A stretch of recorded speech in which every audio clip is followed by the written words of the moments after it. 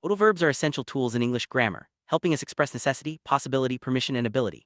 In this video, we'll explore how to use modal verbs correctly through practical exercises. Whether you're preparing for exams or aiming to improve your everyday communication, mastering modal verbs is a must. We'll start by looking at some common situations where modal verbs are used, such as making decisions, giving advice, or talking about past possibility.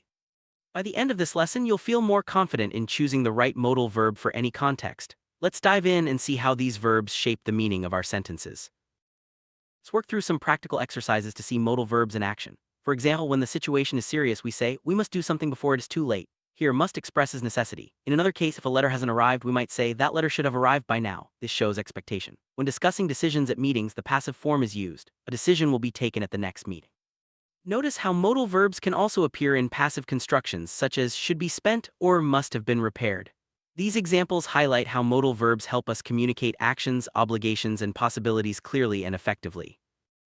It's easy to make mistakes with modal verbs, especially when forming passive sentences or choosing the correct tense. For instance, saying should spend instead of should be spent changes the meaning. Similarly, must have been repaired is the correct way to talk about a past obligation that was not fulfilled. Remember, modal verbs are followed by the base form of the verb, and when using the passive voice, include be or been as needed.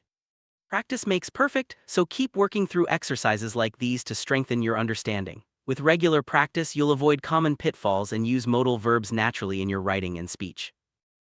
Wrap up, modal verbs are powerful tools that help us express a range of meanings, from necessity and possibility to permission and ability. Through these exercises, we've seen how context determines the right modal verb and structure. Remember to pay attention to passive forms and verb tenses, as these are common areas for mistakes. Keep practicing with similar exercises to reinforce your skills.